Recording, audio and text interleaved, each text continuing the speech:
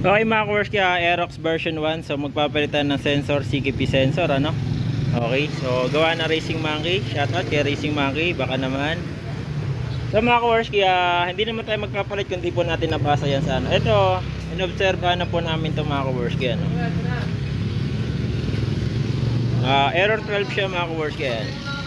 So pagka in-okay natin, ayan sabi niya, can't receive the normal signal of CKP sensor. Okay, so ngayon nakatrace na rin po ako ng ganitong problema. Pinalitan lang namin ng CKP sensor, umayos na po yung kanyang motor. Wala naman po kasing sinabi dito na ground or short, wala naman pong ganun. So ngayon mga ka-works, kaya nagka-error 12 na rin to. Nagawa na rin sa ibang shop, pero hindi po yung error 12 na crankshaft position na sinasabi. Kasi pagka po nawala sa normal yung kanyang stator or hindi siya nag-neutral, nangyayari mga ka-works, nagkakaroon siya ng error 12. Yun naman po yung crankshaft position naman na sinasabi dun sa ating diagnostic tools. Ngayon, ang sabi naman dito ay CKP sensor ano. Hindi siya nagsisignal. Kumbaga mga ka-works, sa mga pulser na mga decarb, meron kasing pulser mga ka-works na hindi na po siya maganda mag-supply ng magnetic ano or ng signal papunta sa ECU. So ngayon mga ka-works, ito yung ating CKP sensor, Racing Monkey. Yan. So sa mga gustong bumili nito, visit nyo na lang si Sir Jack. Yan. O kasi may supplier kasi ako dito, pero kay Sir Jack din kinukuha syempre. Yan, Racing Monkey. Shout out. Yan. So meron po nabibiling ano po na mga ka-works, kaya kasi dun sa iba, sabi rin ni Sir, papalitan daw buong stator. So pwede rin naman kung mapera may ari, wala nang problema doon. Pero meron na pong nabibili na CKP sensor lang. Okay, papapalitan ko po ere. Okay mga ka-works, kaya ito na po yung ating ano. So, medyo walang flash yung aking cellphone, malulobot na kasi.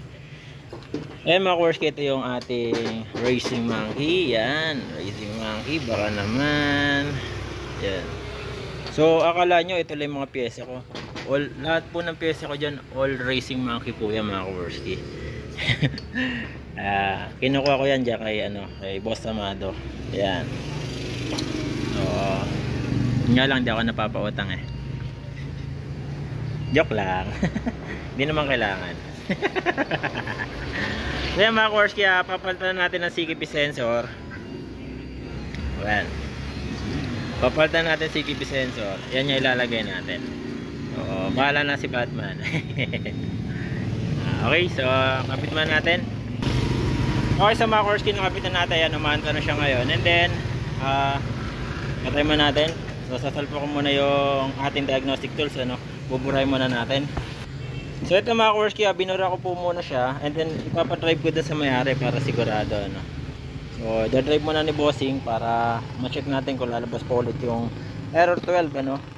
Sa mga ka-works, yung error 12 maluwang po yan ha. Hindi lang po isa yan. Nagmumula po yan sa dragging.